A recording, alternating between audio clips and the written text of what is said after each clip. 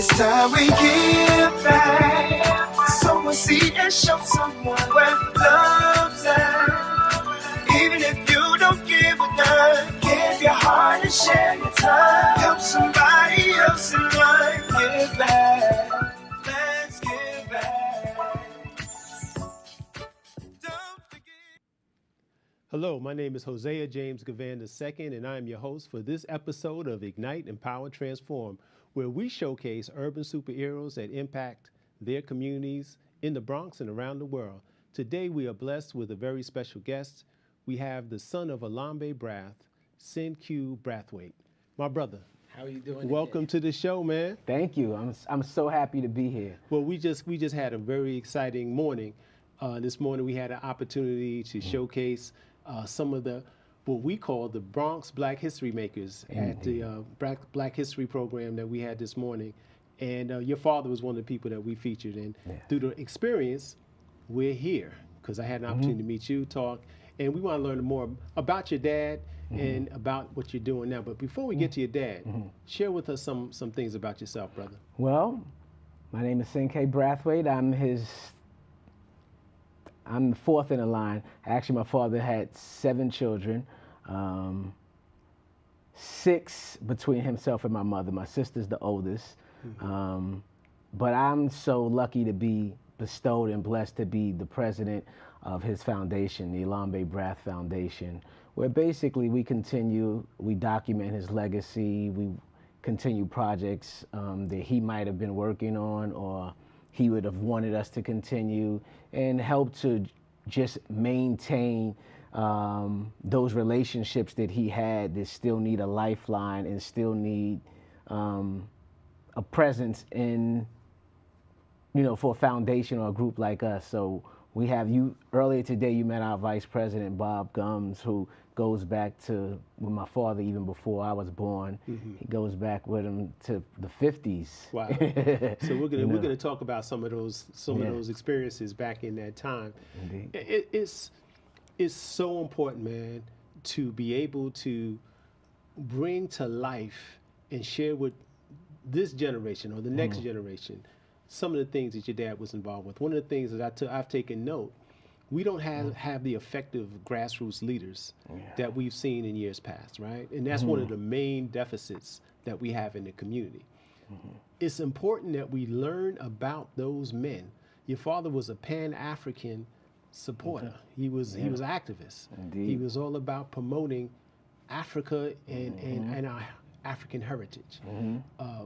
He was a man who just recently had a street named after him, right? Yes, And, 125th Street in Harlem, right on the corner. It's now termed Elombe Brath. so that's Way. 125th and what? That is Adam Clayton Powell. So right on the corner of 125th Street and Adam Clayton Powell, that is now Elombe Brath Way. Way. And what's so significant about that, Jose, is that he helped name from 7th Avenue Adam Clayton Powell. Is that right? Yes, he did. Wow. And even that triangle is because it's right across from one of our most storied institutes, which is the Harlem State Office Building. Correct. Where all of the politicians who represent Harlem and even broader New York City area, their offices are. Right. That area right there, from the Harlem State Office, those 4 corners, it used to. In fact, this is the shirt when we had the street renamed after him that I wore. If you see, himself and Percy Sutton are in one of these pictures here, right here, where it says African Liberation Square. This is when he and Percy Sutton renamed the street Is that to right? African Liberation Square. Yeah, Wow. in the early That's another 70s. legend. Yes, yes. In fact, we have our foundation put the book out, selected writings by Elombe Brath, selected writings and essays. And in there is the story of how Bernard White, who used to be the general manager of WBAI radio station. Right. He tells the story about how he was there when Gil Noble, some people may know him from Like It Is. Yeah. Oh man, I have so much my love father, for that, brother. Elombe Brath, yes, and Percy Sutton met, and my Such a father good man. convinced Percy Sutton to buy BLS and LIB because Percy Sutton initially didn't want to do it. Is that right? Yeah, and so, Bernard, goes into that whole story of how that all happened. But not to get off track, but This street, yeah, this is when he and Percy Sutton renamed it, and now he's directly across from there. So African, well, if you saw the early photos, it said African Liberation Square. Now, if you go to 125th Street, it says African Square. The Liberation part was taken off of the street name. Why is I'm that? not sure what happened, but African liberation is a huge part of what my father was Absolutely. about. Raising money. Can you get into it? Because that's what I wanted to talk about Yeah. next. A lot of people don't hear the term Pan-African too often, right? So can you kind of give us a general definition of what Pan-African activism or what Pan-African Yep. is? Basically, Pan-Africanism is just letting our people know, regardless of hue, complexion, or origin, that, you know, you could be from Jamaica, Grenada, Barbados, Nigeria, South America, United States. You know, we are all one people, and we're all bonded and connected through our ancestral homeland, which of course is Africa. Right. You know, Africa is a continent. It's not a country. 54 nations in there. So many of us are not privy to know exactly where we come from, unless maybe we did a DNA test. But we all are But we all connected. connected, exactly. So that under the You know, diaspora. Exactly, under Right. the diaspora. In fact, you know, the person who had a lot of influence on my father is from Dominican Republic. His name was Carlos A. Cooks. He came in after Marcus Garvey was deported. Marcus Garvey is one of the leading Pan-Africanists of all time, period. Right. Everybody knows the red, black, and green, the colors that you're wearing. Right. Marcus Garvey championed that big time, the RBG. Right. But after Marcus Garvey was deported, Carlos Cooks, you know, and all that he had done was fledgling and sort of going away. Carlos Cooks came from the Dominican Republic and picked up those writings and those teachings and started to implement them. He was one of the foremost street speakers at the time. A lot of people don't hear about Carlos Cooks because Give us a time frame. We're what talking time was that? oh gosh, I wish. Carlos So it was Cooks after came from Garvey. after Garvey. So Then was a probably time around the probably 40s, 50s, yeah, somewhere in that exactly range? around there. Yeah, Okay, I think like 40 exactly when he came in, and he started to do wonders using the Garvey's teachings. So Garvey, you know, actually before Garvey, we can go back to John Swett Rock, who was a black lawyer, abolitionist. He was the first one who was talking about black is beautiful in the 1800s. Really? Yes, John Swett Rock. Then Garvey, much later, came on. So with what Black part is of the Beautiful. country was he from? Do you know? Oh, he was from, I would like to say South Carolina, but anybody, if they do a Google search, they'll put John Swett Rock in. Okay. And it's going to affiliate him with being the first one who really used black is beautiful, even though there's some controversy that he used the phrase in that same way. We're going to take a quick break, brother, and we'll be right back. Stay tuned. Lift every voice and sing. Elombe Brath was a Pan-African activist born in New York City of the Barbadian heritage and grew up in Harlem and the Hunts Point section of the Bronx. He is best known for founding the Patrice Lumumba Coalition and as one of the co-founders of the African Jazz Arts Society and Studios. In 1961, he launched the Black is Beautiful campaign with a series of Afrocentric fashion shows featuring dark-skinned black women with large afros. Bronx Black History Makers! Lift every voice and sing. Michael Blake was responsible for the grassroots efforts with electing our country's first African-American president, Barack Obama. Currently, he is an assemblyman in the 79th District in the Bronx and is the vice chair for the Democratic National Committee. He is also my godfather. Bronx Black History Makers!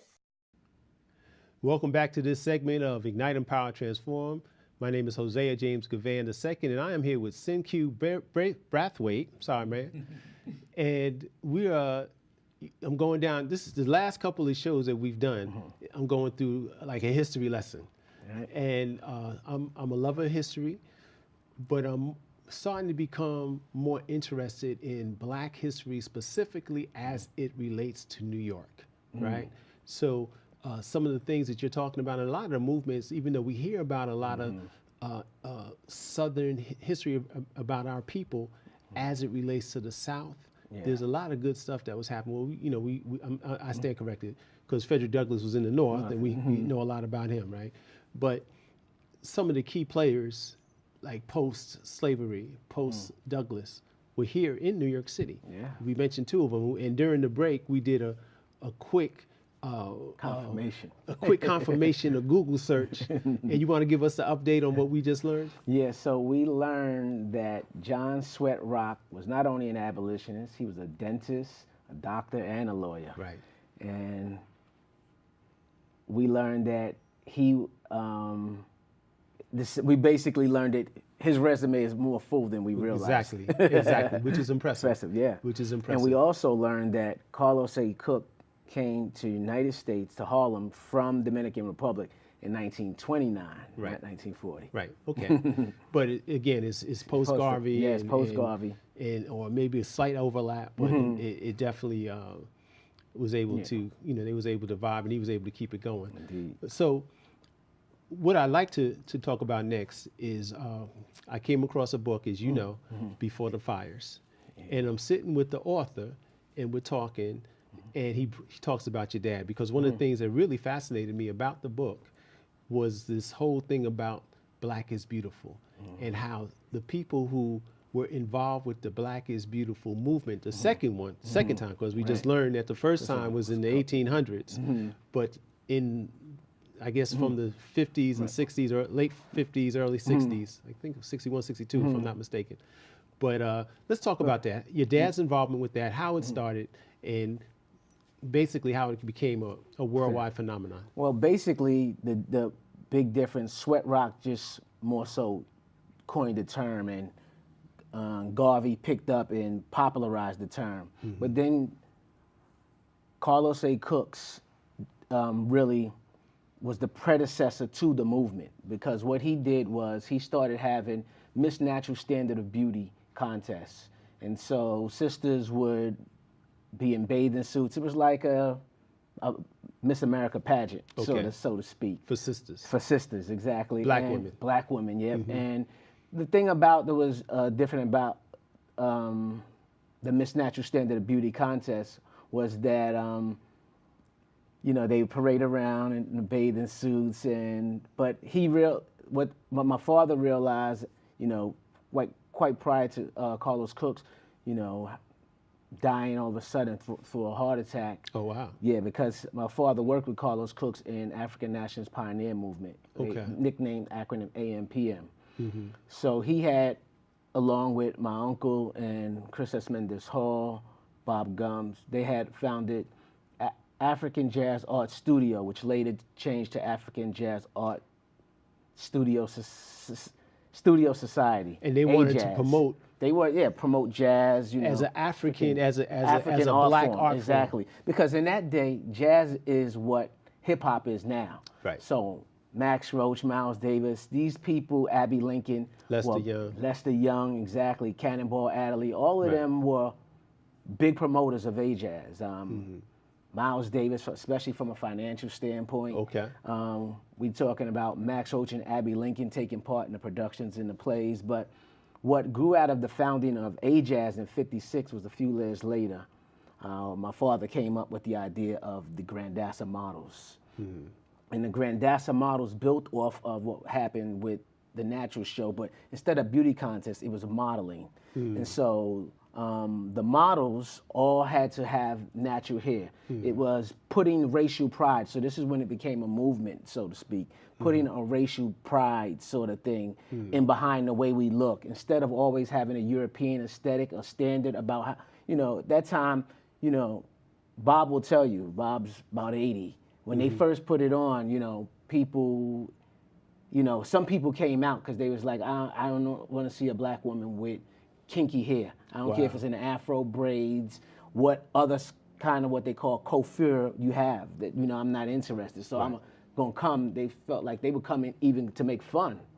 But when they got there and they saw the sisters, no makeup, with these fashion, these styles, they had already learned how to walk runway from male model called Franca Du. You know, they had all of the whole modeling thing down packed, especially these original 8. Okay. And people were blown away. Okay. And that was the start of something that ran for many years, that went from locally to nationally to internationally, where they were featured on not only posters and things back in Africa, because they were looking for this style and this fashion. They were looking to the United States. I can show you posters where in Zimbabwe they're saying, look at American Negroes, look at what their fashion. We need to go back to what they're doing because they're proud in their motherland look, or say in their look. Yeah. So you're telling me that Americans influence Africans to be more African. Exactly. Wow. That is, you know, and we have all the providence still from these countries. That's incredible. In fact, when we hosted, And that started in the Bronx. Yes, initially it started in the Bronx Wow. and moved to Harlem. Yeah, AJazz started in the Bronx, moved to Harlem. For our audience, that's something that, you know, and part of why we did the program we did this morning, we took young kids. We had them do public service announcements of people who we've identified as Black history makers, so they could understand the greatness of their heritage and the greatness of their community. A major movement started here in the Bronx, influenced Africans to become more into their culture. Yeah. Started in the Bronx. That's a beautiful thing, bro. Not only white supremacy is global. That's a beautiful thing, man. Right. So we're not just affected here. We're affected wherever we're at, wherever in the diaspora, whether it's in Africa, whether it's in the Caribbean. We still have a lot of the same issues, you know. Absolutely. I mean, people talk about, oh, I can't believe that they're bleaching in the Caribbean or they're bleaching. Yeah, white supremacy is a global phenomenon. Right. So, Right. And even as you said, when I visited one time, say the same place, Zimbabwe, with my father, the people who fought for under apartheid, okay, because a lot of people think apartheid, they think just South Africa, but no. We're gonna have to hold that, brother. Okay. Don't forget. I won't. All right, brother. We'll be right back. Thank you. Lift every voice and sing. Valerie Simpson of the legendary songwriting team of Ashford and Simpson grew up on this block on Jackson in the Messania section of the Bronx. Ashford and Simpson wrote the great Diana Ross #1 hit, Ain't No Mountain High Enough, as well as the Marvin Gaye and Tammy Terrell hits, Ain't Nothing Like the Real Thing and You're All I Need to Get By.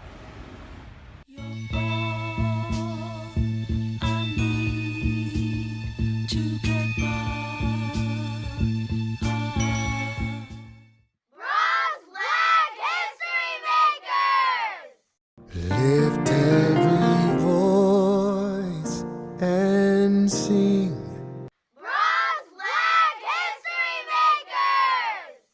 Dr. Vincent Harding graduated from Morris High School as class valedictorian.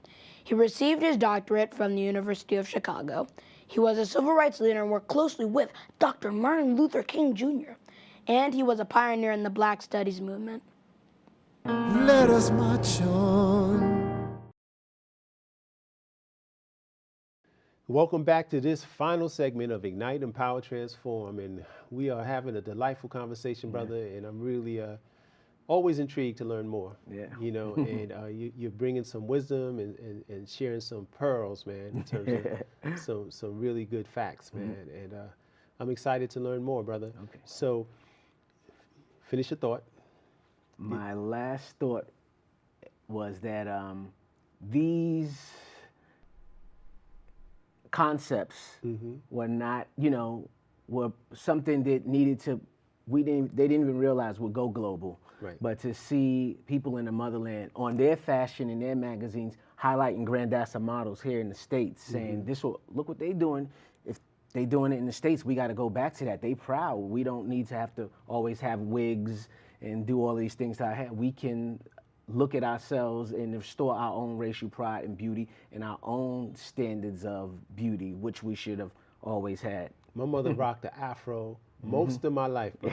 Most of my life. There it is. And we have something else in common. My grandmother is from Barbados. Wow. She was born in Barbados, grew up in Panama, but she was born in Barbados, man. So we Yeah. may be And we may we be be connected, related, man. exactly. You know, we may be related. No question. Funny thing, it was when I went. I always thought that in Panama, most of the descendants came from Jamaica, but I found most of them come from Barbados. Yes, Yeah. yes. In fact, my grandparents, my grandfather, who on my maternal grandfather, was from Trinidad, and he worked on the Panama Canal. There we go. Right, so a lot of us worked on the Panama Canal. Exactly. That's all Pan-Africanism. We all one Exactly, people. exactly. Ties it back to those colors, that red, black, and the green. There you go. In that flag. There you go. There Yep. you go. So we only got about 7 more minutes. Okay. And we still got a lot of ground to cover. So if we don't get it all, we'll get you back. Got it. Okay. So we don't feel we have to rush it. Okay. Okay. But I do want to touch on some of the activism that your dad was involved with here in New York City, standing up for some of the injustices that took place in the 70s and in the 60s, 70s. Well, I mean, maybe we could, 80s, even more recently, there's an upcoming film. A lot of people heard about the Central Park 5 case, Oh, yeah. which is one of the biggest cases in New York City's history, very Yeah. polarizing case. Yep. The movie's coming May of this year, May 2019. It was initially scheduled for April. They wanted to have it 30 years, but it's not going to work out. Nonetheless, my father and mother are characters in that movie. They have 2 different people playing both of my parents. A lot of people who saw the documentary noticed they didn't see my father in it as the organizer, the main organizer behind it. Just so happened that Schomburg Plaza, where we lived in Harlem, a lot of those kids were from it. 3 of the 5 lived in Schomburg. 1 actually even lived on our floor. Oh, is that right? Yeah, so, Oh, wow. yeah, so my father was on it from the day Oh, one, wow. organizing, bringing the politicians, the legal team, etc. But just so when they did the documentary, Burns, he was in a hospital because of the stroke, and he was in a nursing home, so he couldn't participate. So this film is expected out May 2019 by Ava DuVernay, our leading director-producer, will touch upon a little of that, both him and my mother's roles. Okay. So, Okay. but even outside of Central Park 5, when you talk about activism, let's come back right here to the Bronx. Right. Larry Davis, who everybody, well, most people of a certain age know the story of Larry Davis. Let's go back, because Yeah. part of why we do what we do. do is important for our young people, and some, like you said, we have forgotten too in some Yeah. cases. But let's refresh people's memory, and for some people, let's bring them up to speed in terms of what that was Yeah. about. Larry Davis was accused of shooting, attempted murder on several corrupt Bronx police officers. They had forced Larry Davis into a life of selling drugs at a very young age. There was not a nationwide, but a citywide manhunt looking for Larry Davis, and who was accused of doing all these awful things. Larry Davis eventually turned himself into the FBI and was able to tell his story. In telling his story, he unveiled a large corruption in the police department in New York City. Not just the Bronx, but a lot of the officers that descended and were looking for him were from different units, in a sense, a hit squad. Wow. Larry Davis beat that case. I mean, he ended up going to jail for other related things, but when it happened, it was, I'm sure you can remember, it was every station, everything. That's all they wanted to talk about, Larry Davis. My father worked closely with Larry when he was in prison and prior to, through Larry's attorneys, who one of them, she recently passed, Ralph Pointer's wife. If you remember Lynn Stewart, she often did a lot of pro bono cases for Black and Latino youth who couldn't afford it. But she's now been associated a lot with the First World Trade Center case as mislabeling her as passing information to the Sheikh. But she and William Kunstler worked on Larry's case, and Larry beat that case. That was amazing. Yes, yeah. But Tell us about the foundation, bro. the foundation, we're the Elombe Brath Foundation. Actually, currently right now, we have an art exhibit called Black is Beautiful, a tribute to Marcus Garvey, where the funds for the art that people buy, it's running into the 26th of February. It started on the 8th, it's running to the 26th. Where can we see the exhibit? Boricua College. Boricua College. No, Boricua College has a Harlem location, so the one on 156th Street. Okay. So yeah, Boricua College has locations all throughout, but the one on 156th Street in the Art Gallery is a Black is Beautiful exhibit hosted by the Elombe Brath Foundation. And that's until? That's until the 26th, where you can go see some February great... 26th. February 26th. Oh, so we got to jump right on. Yeah, you can see some great artwork from foundation members and other artists in the community. And, you know, you can hear a lot of some of the story of the whole Black is Beautiful as its chronology that's in that gallery that we have in there right now. And part of the proceeds are going to Christopher Anderson, who's a Hollywood stuntman who's making a film about Marcus Garvey. So we're donating some of the proceeds of that so he can get that documentary on Marcus Garvey edited. That's going to be important. Do you have any projects going forward? Any other we things? have a few. We have actually 3 projects going forward. We just released a book that deals with the essays of Elombe Brath. There is there's 2 other books that we're not sure if will come out this year or the next year, but some of the projects I can't yet talk about. I mean, we're dealing with the film, and actually more than one film related with Elombe's role in activism, as you say, and in society where he's going to be highlighted. So we're busy these days. I got one more important question, brother. Where can I get one of those shirts, man? Well, this is the shirt, as I said, from the street name, and you can see Stokely Carmichael. Is that the one and only? No, this is not the one and only. Okay. I'm going to check, Jose. We might have one for you. If we do, brother. Don't worry. I'm going to hook you up. I appreciate that, man. Well, on that note, man, I want to thank you, my brother, for joining us today, man. Yes. And, we're going to have you back, and I want to get to the opening of that red carpet event. Oh yeah, definitely. Because I know that's going to be exciting. Yeah, we're definitely looking forward to that, as well as I said, we'll wait till the next time because we got some things in store. All right, brother. Okay. That sounds good. All right. And we want to thank you once again for tuning in to this episode of Ignite, Empower, Transform. And remember, if it's in your heart, do your part. Today's help equals tomorrow's hope. I love our youth. Take care, and we'll see you next time.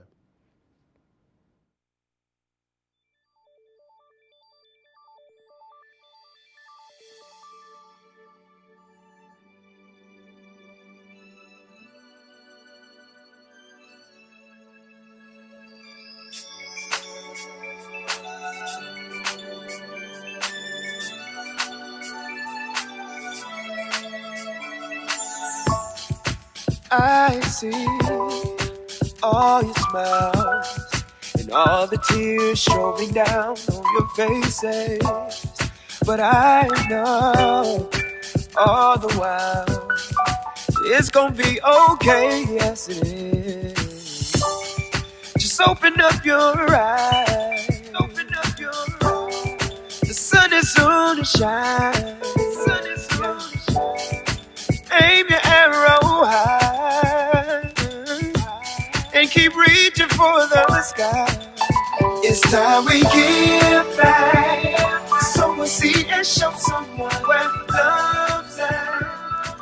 Even if you don't give a dime, give your heart a share. Just bury me in the ocean with my ancestors that jumped from the ships, 'cause they knew death was better than bondage.